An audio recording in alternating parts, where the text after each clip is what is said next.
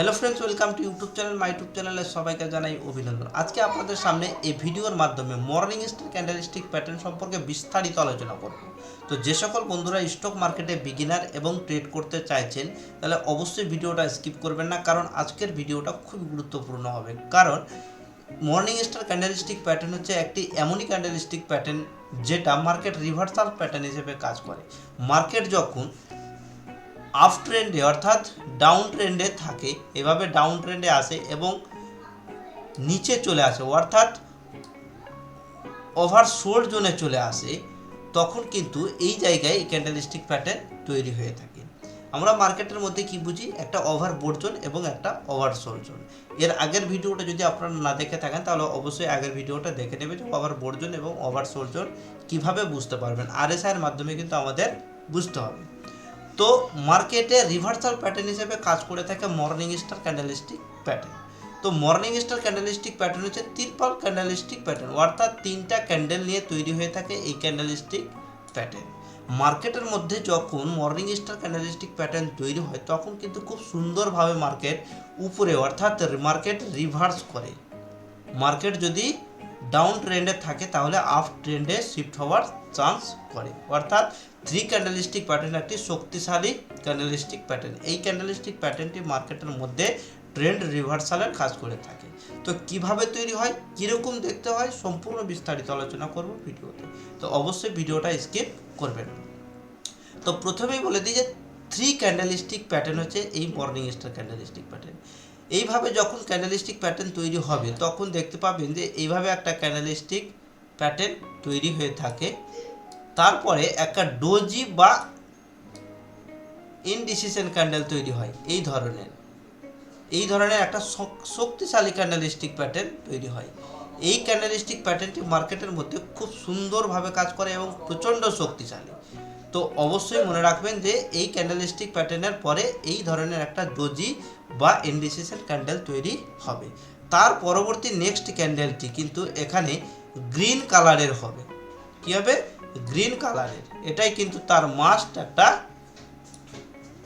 পরিচয় বা বুঝতে হবে যে মার্কেট যখন এভাবে ডাউন ট্রেন্ডে আসলো, ডাউন ট্রেন্ডে আস্তে আস্তে মার্কেট যখন ওভারবোট জোনে চলে আসলো অর্থাৎ ওভারসোল্ড জোনে চলে আসলো, তখন কিন্তু এই জায়গা থেকে আর মার্কেট নিচে আসতে পারে না।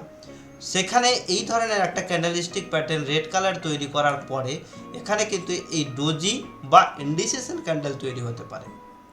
যে ক্যান্ডেলটি তৈরি হতে গেলে মার্কেট কোথায় যাবে কোনো ঠিক নেই। যদি এই ক্যান্ডেলটিকে ব্রেক করে নিচে চলে আসে তাহলে কিন্তু মার্কেট আরও নিচে আসবে, ঠিক আছে? তো যদি ব্রেক করতে না পারে তাহলে বুঝতে হবে যে মার্কেট উপরে যাবে। তো এই ক্যান্ডেলস্টিক প্যাটার্নটিকে আমরা ধরবো শুটিং স্টার ক্যান্ডেলস্টিক প্যাটার্ন। কখন? এই morning star candlestick pattern. Three candlestick 1, 2 এবং 3 এটা রেড কালারের হতে হবে এবং এই ডোজি বা ইনডিসিশন ক্যান্ডেলটা যে কোনো কালারের হতে পারে, রেডও হতে পারে, গ্রিনও হতে পারে বা ব্ল্যাকও হতে পারে। যদি ডোজি হয় সেক্ষেত্রে কিন্তু ব্ল্যাক হবে, হ্যাঁ। আর যদি ইনডিসিশন হয় তার যে কোনো ক্যান্ডেল হতে পারে, রেড বা গ্রিন যে কোনো ক্যান্ডেল হতে পারে। কিন্তু এই তৃতীয় যে ক্যান্ডেলটি এটা কিন্তু অবশ্যই গ্রিন কালারের হবে। তো আশা করি আপনারা বুঝতে পেরেছেন যে মার্কেটে কিভাবে মর্নিং স্টার ক্যান্ডেলস্টিক প্যাটার্ন তৈরি হয়।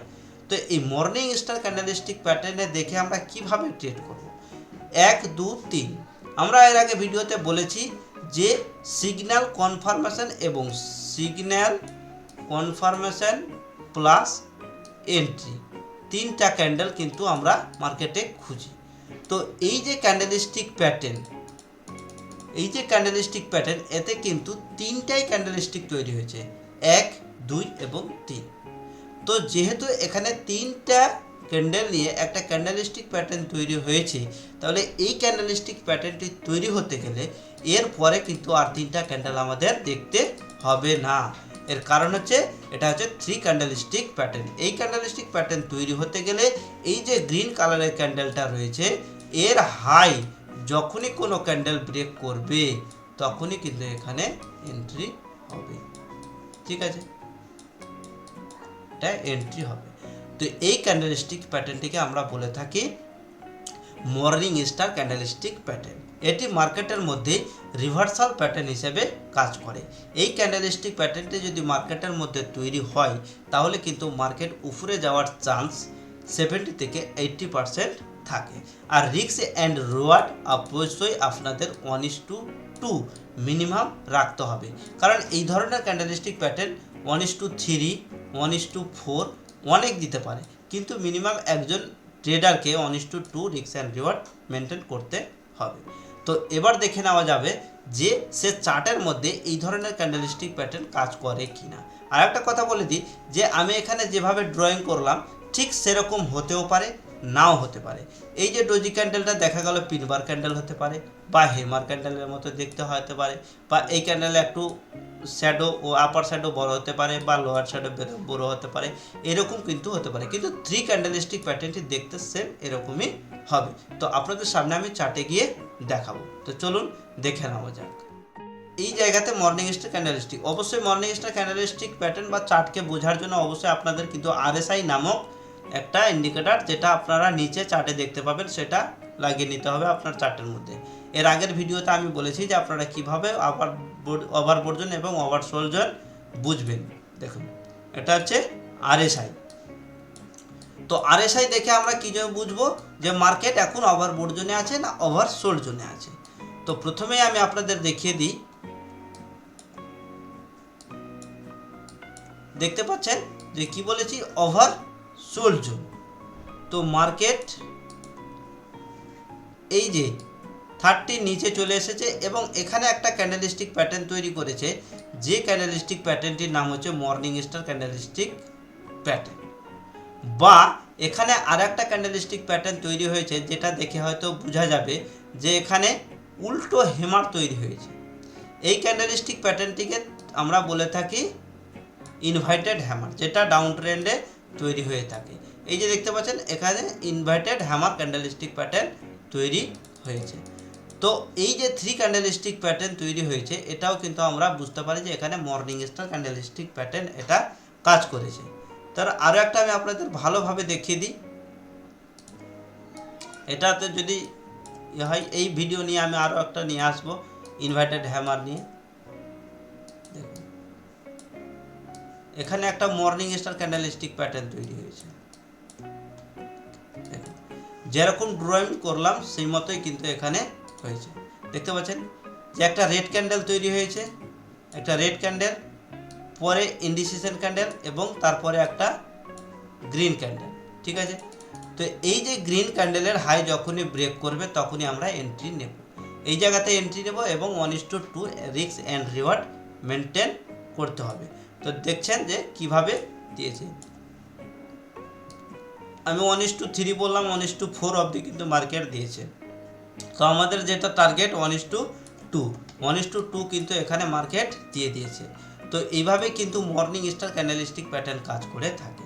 তো মর্নিং স্টার ক্যান্ডেলস্টিক প্যাটার্ন তৈরি হয়ে ওভারসোল্ড জোনে। সবসময় আপনারা মনে রাখবেন, মার্কেট যখন ডাউন ট্রেন্ডে আছে আর মার্কেট যখন ওভারসোল্ড জোনে চলে আসবে, অর্থাৎ এই যে 20 নিচে কিন্তু আর মার্কেট আসতে পারছে না। আর এই জায়গাতে যদি এই ধরনের ক্যান্ডেলস্টিক প্যাটার্ন তৈরি হয় তাহলে কিন্তু এখানে 80% বুঝে নিতে হবে যে মার্কেট এখান থেকে উপরে যাবে, আর গিয়েছেও। আপনারা পরিষ্কার দেখতে পাচ্ছেন যে মর্নিং স্টার ক্যান্ডেলস্টিক প্যাটার্ন কিভাবে কাজ করে। তো আশা করি আপনারা বুঝতে পেরেছেন যে স্টক মার্কেটের মধ্যে মর্নিং স্টার ক্যান্ডেলস্টিক প্যাটার্ন কিভাবে বুঝবেন। আর একটা কথা বলে দিই যে আপনারা জানেন যে স্টক মার্কেটে ওভারবোর্ড জোন এবং ওভারসোল্ড জোন রয়েছে। তো অবশ্যই এই জিনিসটাকে আপনাকে দেখতে হবে। তো এটাকে বোঝার জন্য RSI নামক একটা ইন্ডিকেটার রয়েছে, এই RSI নামক ইন্ডিকেটারটাকে খুব ভালো করে বুঝতে হবে এবং এর উপরে মাস্টার করতে হবে যে এর সেটিং কী আছে, কিভাবে কাজ করে, চার্টের সঙ্গে এর অ্যানালাইসিস করতে হবে, সম্পূর্ণ কিন্তু আপনাদের বুঝতে হবে। আর যদি না পারেন তাহলে অবশ্যই কমেন্ট করে জানাবেন, আমি ভিডিও বানানোর চেষ্টা করব। দেখুন এ সকল জিনিস শিখতে গেলে আপনাকে মার্কেটের মধ্যে টাইম দিতে হবে এবং মার্কেটে যে চার্টটা রয়েছে চার্ট কিন্তু বুঝতে হবে। চার্ট যেদিনে আপনি বুঝতে শিখে যাবেন তখনই কিন্তু আপনার চোখের সামনে এই সকল ক্যান্ডেলস্টিক প্যাটার্ন ভেসে উঠবে। তারপরে কিন্তু আপনি অনায়াসে মার্কেটের মধ্যে ট্রেড করতে পারবেন। আর একটা কথা বলে দিই, অনেক ভিডিওতে অনেকেই ট্রেডাররা বলে যে মার্কেটে নাকি ট্রেড করা সম্ভব নয়, বা মার্কেটে সবসময় না থাকতে গেলেও মার্কেটের মধ্যে ট্রেড করা সম্ভব, সেটা কিন্তু অসম্ভব। যারা বলছে যে মার্কেটে না থেকেও 1 ঘন্টা বা 1.5 ঘন্টা থাকতে গেলে ট্রেড হয়ে যাবে, সেটা কিন্তু ভুল। সেটা আপনাকে স্ক্যাল্পিং করতে হবে। সেটা কবে হবে? যতদিন পর্যন্ত আপনার 5 বছরের এক্সপিরিয়েন্স হবে না বা 3 বছরের এক্সপিরিয়েন্স হবে না, আপনি মার্কেটে ট্রেড করবেন না, ততদিন পর্যন্ত কিন্তু আপনারা মার্কেটের মধ্যে 1 ঘন্টা বা 2 ঘন্টা বা 30 মিনিটের মধ্যে কোনো ট্রেড এক্সিকিউট করে তাতে প্রফিট করে বেরোতে পারবেন না।